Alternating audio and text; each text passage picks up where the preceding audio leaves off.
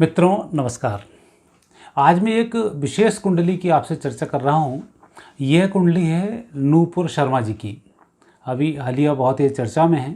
इनका एक सत्य जो बहुत लोगों को बुरा लगा है, क्योंकि सत्य वैसे भी कड़वा होता है। काणे से काना कहो तो जाएगा रूठ, तो वो स्थिति इसमें बन रही है। और निश्चित रूप से उन्होंने जो कहा है वो अक्षरशः सत्य है यदि उसके धरातल पर जाया जाए, परंतु उनके साथ जो हुआ वो बहुत अच्छा नहीं हुआ। लेकिन उनकी कुंडली क्या कहती है इस मामले में, मैं आपकी उससे चर्चा करूंगा। इनसे स्टेटमेंट से मुझे कुछ लेना देना नहीं, और कहाँ 5-50 कंट्रीज़ मिलके उसके ऊपर अटैक कर रहे हैं, तो उससे भी मुझे कुछ लेना देना नहीं है। लेकिन उनकी कुंडली इस मामले में क्या कहती है, वो किस धरती से आई हैं, उनका क्या उद्देश्य जन्म लेने का है और कैसे वो सफल होंगी, इसकी मैं आपसे चर्चा करूंगा। और जो मुझे उनके जन्म तारीख के डिटेल मिले हैं, एक साइट्स के थ्रू उनके ही मुझे डिटेल मिले हैं, उसके अनुसार ये मैंने कुंडली बनाई है। नूपुर जी की कुंडली में वृषभ लग्न है, वृषभ राशि का चंद्रमा है, उच्च राशि का चंद्रमा मंगल साथ साथ विराजमान है, छठे स्थान पर केतु विराजमान है, सप्तम भाव में शनि विराजमान है, भाग्य स्थान पर गुरु विराजमान है, एकादश स्थान पर उच्च राशि के शुक्र विराजमान है, साथ में बुध बैठे हुए हैं, और सूर्य उच्च राशि के ऊपर द्वादश भाव में राहु के साथ विराजमान है। ये इनकी ग्रह स्थिति है। और 2019 से इनको गुरु की महादशा चल रही है।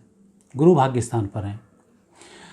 प्रथम दृष्टि से तो यह है कि भाग्य स्थान के स्वामी यदि गुरु बने या केतु बने या भाग्य स्थान में विराजमान हो, तो उस महादशा अंतरदशा में व्यक्ति को लाभ जरूर मिलता है। तो अब जो समय इनका गुरु की महादशा का है 2019 से लेकर 2035 तक, ये इनके राजयोग का समय है और शुभ समय है।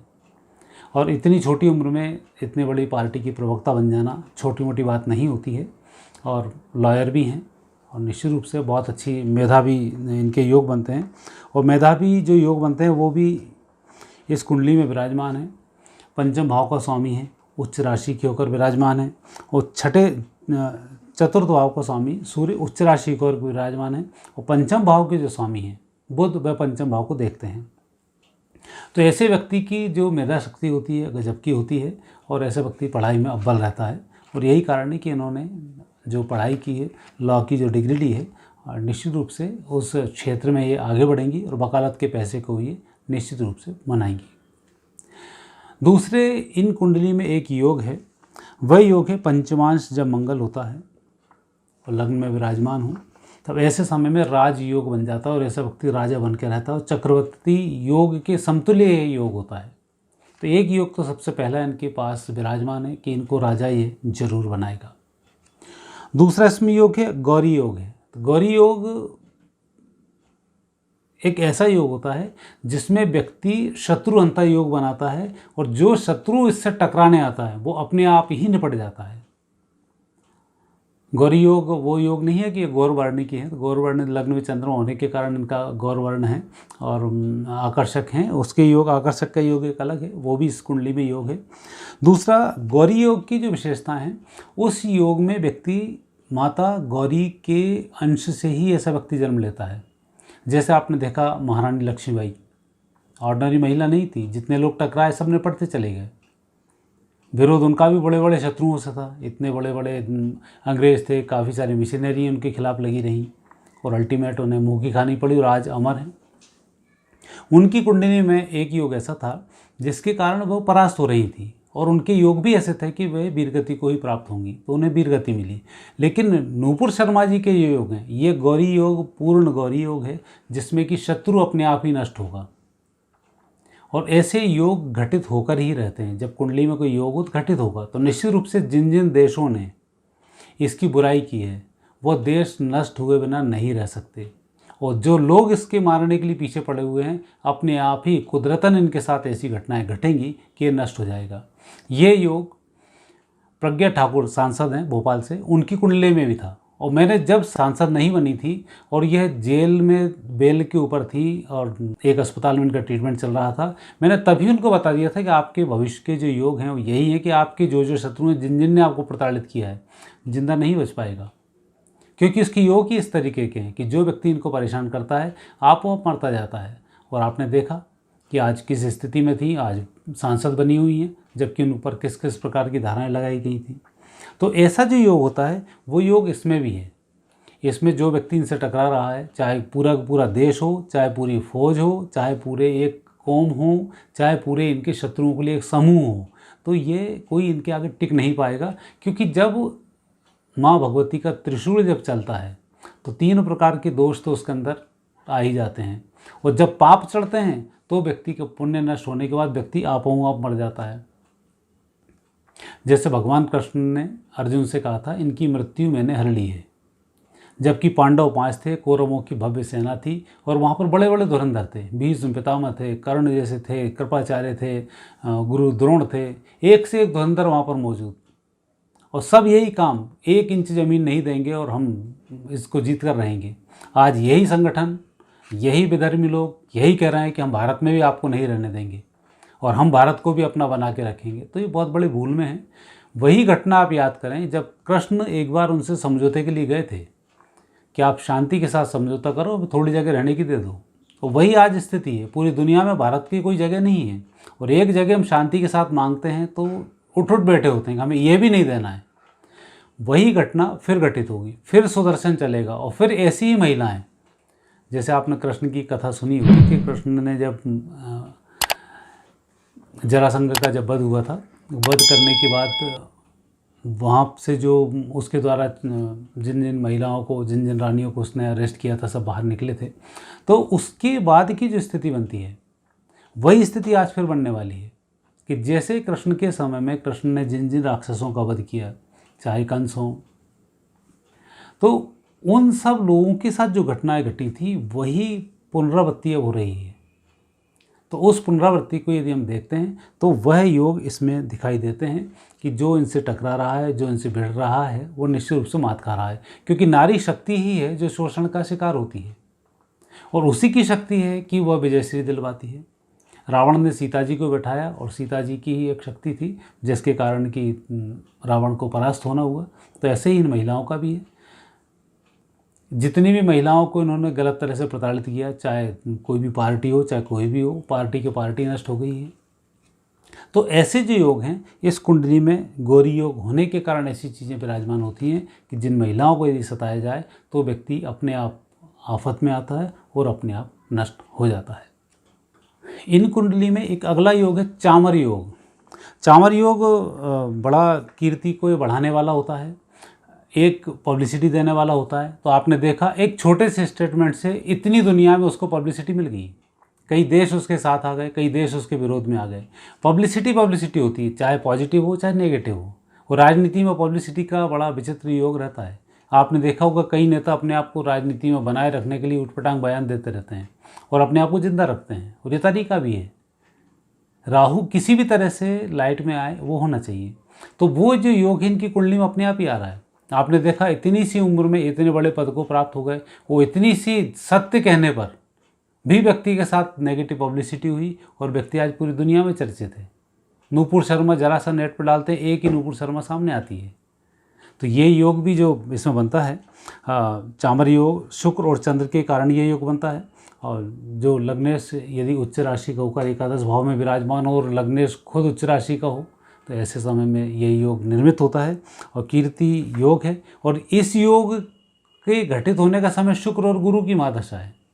तो गुरु की महादशा इनको 2019 से प्रारंभ हो चुकी है, और यही महादशा इनके 2035 तक चलेगी, जो इनके लिए संकेत देती है कि ये बड़े पद को जरूर प्राप्त करेंगी। और इसी बेस पर मैं कहता हूँ कि इनके सांसद बनने के 2024 में योग बनते हैं, क्योंकि आधे से ज़्यादा विधर्मी तो ठंडे पड़ जाएंगे 2023 और 24 में ही, जब इनकी सुटाई होना शुरू होगी।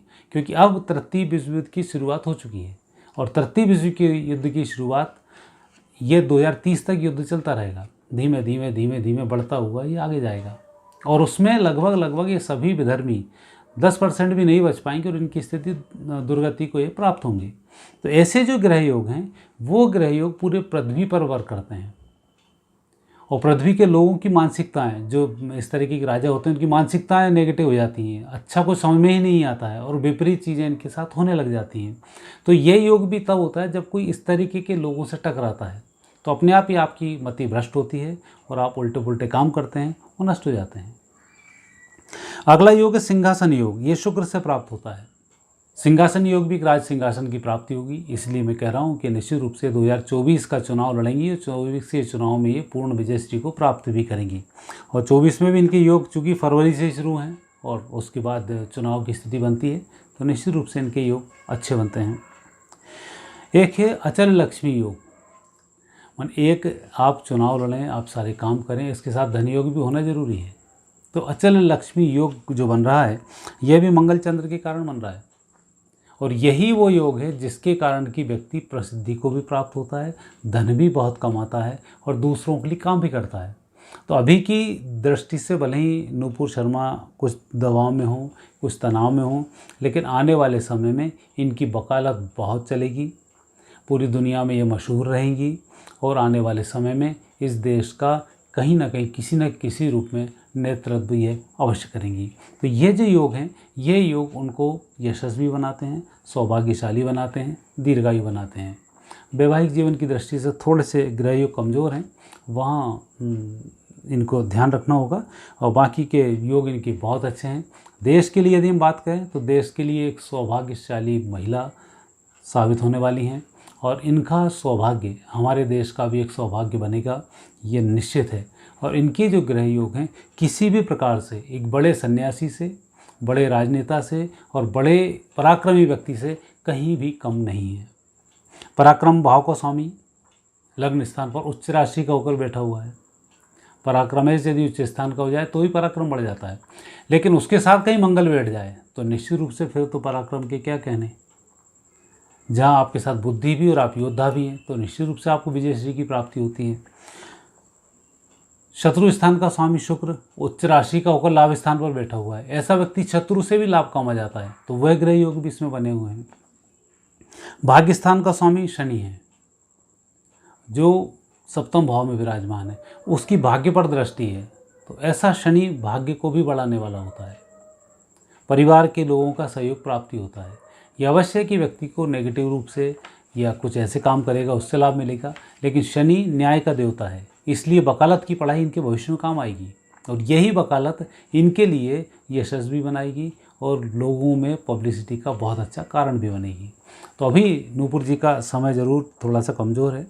6 साल के लिए इनको निष्कासित किया है, लेकिन 2024 में इनका निष्कासन समाप्त होगा और ये चुनाव लड़ने की ओर आगे बढ़ेंगी और आने वाले समय में एक अच्छे राजनेता के रूप में हमारे देश की यह सेवा भी करेंगी। मित्रों, ये ग्रह योग हैं नूपुर शर्मा जी के। ये बात मैंने इसलिए कही कि कई लोगों में एक भय बैठा हुआ है कि ऐसी महिला का क्या होगा, तो ग्रह योग ये बतलाते हैं कि आप निश्चिंत रहें, यह बहुत कुछ सही है। ये बात अलग है कि हर हिंदू को एक पराक्रमी इसमें होना चाहिए और आज जो धर्म ध्वजा चल रही है उस धर्म ध्वजा के नीचे सबको होना चाहिए। महाभारत युद्ध इतना बड़ा हुआ, महाभारत युद्ध के साथ जो लोग कृष्ण के साथ जुड़े रहे उनकी आज भी स्थिति बहुत अच्छी है। जो लोग कौरवों के साथ हुए वो लोग नष्ट हुए, जो रावण के साथ हुए वो लोग नष्ट हुए। तो इसमें आपको डिसीजन लेना है कि आपको यहाँ जाना है, वहाँ जाना है, क्योंकि आत्माओं का खेल है, वो जन्म जन्मांतर तक यह आत्माएं आगे काम करती रहती हैं। तो इसलिए आपको भी एक सपोर्ट सामान्य रूप से नूपुर जी का करना चाहिए, हिंदू होने के नाते, राष्ट्रीय होने के नाते, क्योंकि विधर्मी लोग तो अपने अपने नाना प्रकार से हमारे हिंदू भाइयों को भी ले लेकर किसी व्यक्ति को कुछ बना कर लाभ लेना चाहते हैं। लेकिन आप सजग रहे तो जीत जल्दी मिलेगी, सजग नहीं रहे तो भी जीत मिलेगी, लेकिन थोड़ा समय लगेगा। तो इसलिए नूपुर जी आपके साथ हम हैं और निश्चित रूप से आपके ग्रह योग भी इतने अच्छे हैं, हम नहीं भी रहे साथ आपके तो भी आपकी जीत सुनिश्चित है। नमस्कार।